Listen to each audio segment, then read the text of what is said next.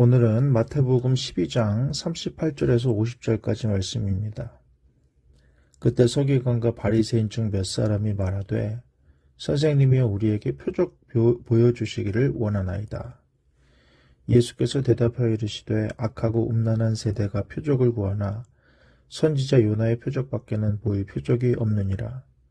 요나가 밤낮 사흘 동안 큰 물고기 뱃속에 있었던 것 같이 인자도 밤낮 사흘 동안 땅속에 있으리라. 심판때 니느웨 사람들이 일어나 이 세대 사람을 정죄하리니 이는 그들이 요나의 전도를 듣고 회개하였음이거니와 요나보다 더 큰 이가 여기 있으며 심판때 남방 여왕이 일어나 이 세대 사람을 정죄하리니 이는 그가 솔로몬의 지혜로운 말을 들으려고 땅끝에서 왔음이거니와 솔로몬보다 더 큰 이가 여기 있느니라. 더러운 귀신이 사람에게서 나갔을 때에 물 없는 곳으로 다니며 쉬기를 구하되 쉴 곳을 얻지 못하고 이에 이르되 내가 나온 내 집으로 돌아가리라 하고 와 보니 그 집이 비고 청소되고 수리되었거늘 이에 가서 저보다 더 악한 귀신 7을 데리고 들어가서 거하니 그 사람의 나중 형편이 전보다 더욱 심하게 되느니라. 이 악한 세대가 또한 이렇게 되리라.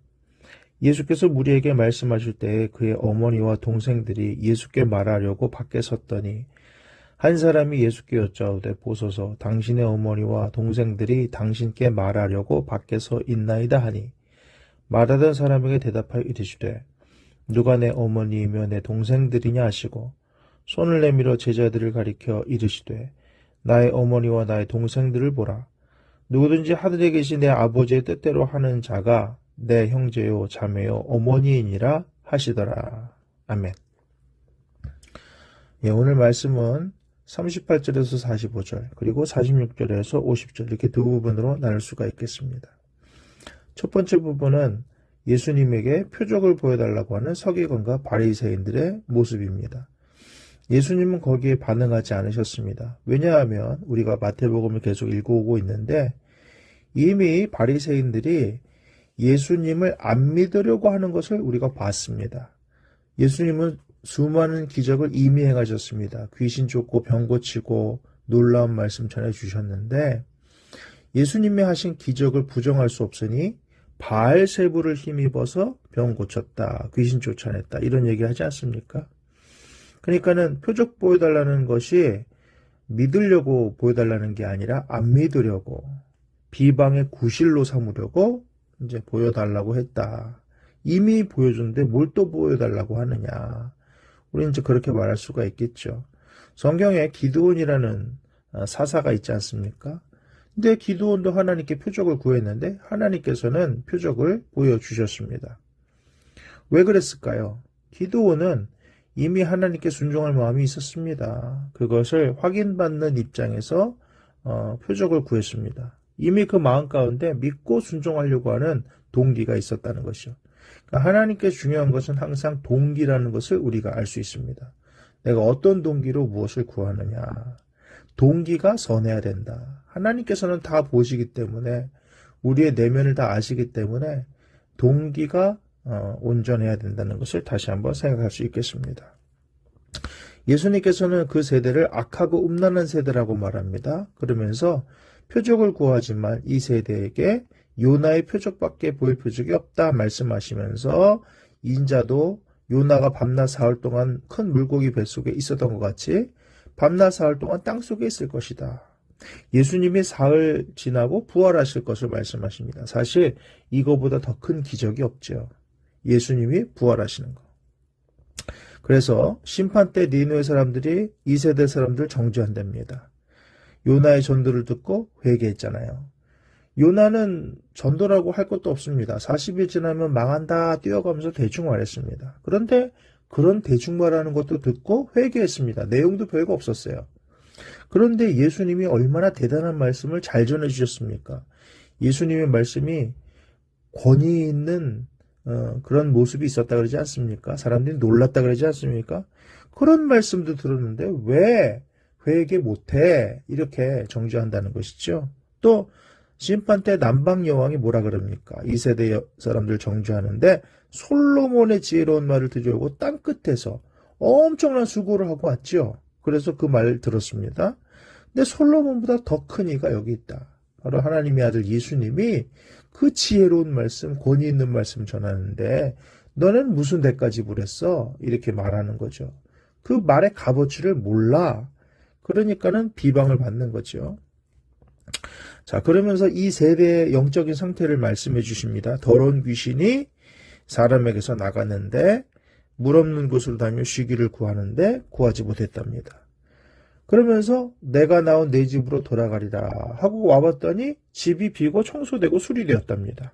그래서 저보다 더 악한 귀신 7을 데리고 들어가서 거했더니 그 사람의 나중 형편이 전보다 더욱 심하게 되었다. 이 악한 세대가 이렇게 될 것이다. 이렇게 말하는 겁니다. 그러니까 여러분 우리 마음 가운데 어떤 동기를 가지고 있느냐가 얼마나 중요한가 다시 한번 생각해 볼 수가 있겠습니다. 그것을 뭐라 그런다고요? 귀신 들린 모습으로 표현해 주고 있는 거죠. 그것도 아주 악한 귀신이 들려서 아주 심하게 될 것이다. 사랑하는 여러분, 예수님이 귀신은 쫓아냈지만은 바리새인들 안에 있는 귀신은 못 쫓아냈다라고 제가 말씀드린 기억이 있습니다. 여러분, 더 악랄하고 더 강력한 귀신일수록 교묘하게 숨어 있습니다. 예, 그게 문제예요. 귀신이 아닌 것 같아요.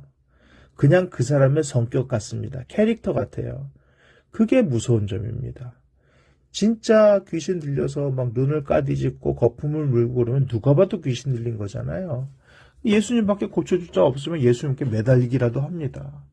그런데 그 마음이 강팍하고 그 마음이 이 세상의 욕심에 찌들어 있고 하나님의 방식이 아니라 이 세상 방식, 귀신 방식으로 생각하고 행동하는 그런 것에 대해서는 우리는 그렇게 생각할 수도 있지. 그렇게 생각하는 거죠. 그러니까 어떻게 생각해요? 귀신이라고 생각을 못 하는 겁니다. 그러니까 쫓아낼 생각도 못 하는 것이고 거기에 휘둘리게 된다는 것이죠.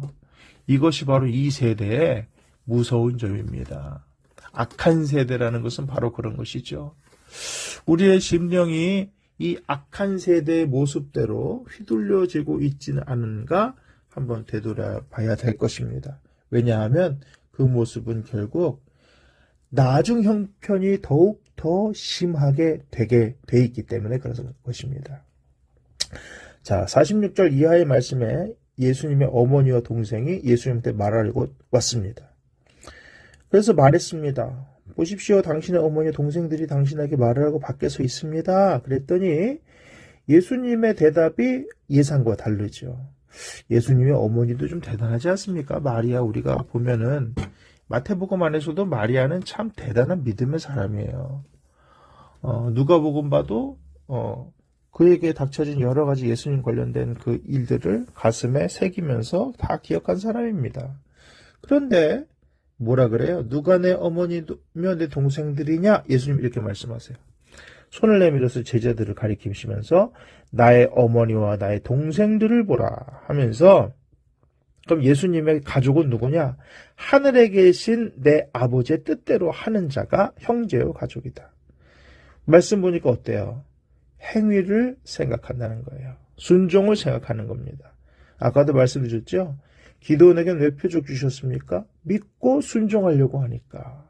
이미 그 마음 가운데 순종하고자 하는 동기가 있으니까 예수님이 기적도 보여주신 겁니다.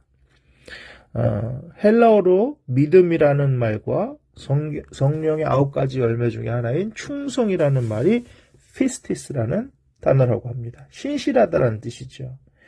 믿음과 충성.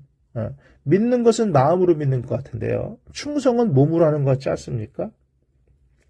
그러니까 성경에서 우리가 자꾸 믿음으로 구원받는다라고 얘기하지만은 그 믿음이 행위와 연결이 되게 돼 있습니다. 그래서 하늘에 계신 내 아버지의 뜻대로 하는 자가 내 어머니와 동생들이다. 이렇게 말하는 것입니다. 결국은 우리는 삶을 통해서 하나님의 말씀을 순종하는 것, 이것이 우리의 믿음을 증명하는 것이 되겠습니다. 야고보서를 보면 끊임없이 얘기하잖아요. 나는 행위로 내 믿음을 증명할 것이다 라고 야고보는 말합니다. 믿음이 있으면 행위가 드러나게 됩니다. 뭔가가 우리 마음에 있으면 그것이 얼굴에도 드러나고 삶에도 드러나잖아요. 네. 항상 그렇습니다. 우리의 행동에 영향을 미치게 돼 있는 것이죠. 나는 어떤 동기로 살아갈 것이냐. 여러분 예배 드릴 때도 마찬가지 아닙니까? 어떤 동기, 어떤 마음으로 예배 드리냐에 따라서 예배 질, 예배 퀄리티가 확 달라지는 사람들을 보게 됩니다. 어떤 사람은 한 번의 예배가 너무 귀하다고 합니다. 그 예배, 일주일에 우리 교회는 예배 한 번 드리는데 내가 어떻게 그 예배 집중하지 않을 수 있겠냐. 그 시간이 너무 아깝다는 거예요. 일주일에 한 번 예배 1시간 드리는데 그거 예배 집중하지 않으면 어떡하겠냐라는 것입니다. 그런 마음 가지고 예배하는 것과 그냥 도장 찍는 마음으로 예배하는 것은 다를 수 있겠죠. 여러분 예배 드리는 거에 만족하지 마시고 그 한 번의 예배를 나는 어떤 마음으로 드리고 있는가. 한 번의 기도를 나는 어떤 마음으로 드리고 있는가. 이번에 우리 다이아 문제 때문에 같이 기도하고 있는데 하나님께서 우리에게 기도하라고 주시는 기회입니다. 나는 어떤 마음으로 기도하고 있는가. 우리의 동기를 끊임없이 물으십니다. 우리의 동기는 하나님 뜻대로 해야지. 내가 순종해야지. 충성해야지. 내가 믿음으로 살아야지. 이런 동기가 우리 마음에 있어서 마치 예수님이 제자들에게 야, 이 사람들이 바로 내 어머니와 내 동생들이다. 이렇게 내 가족이다 라고 말할 수 있는 그런 영적인 모습, 그런 영적인 실력을 갖춘 우리 모두가 되었으면 좋겠습니다. 오늘 하루도 믿음 안에서 승리하시기를 주님의 이름으로 축복합니다. 아멘.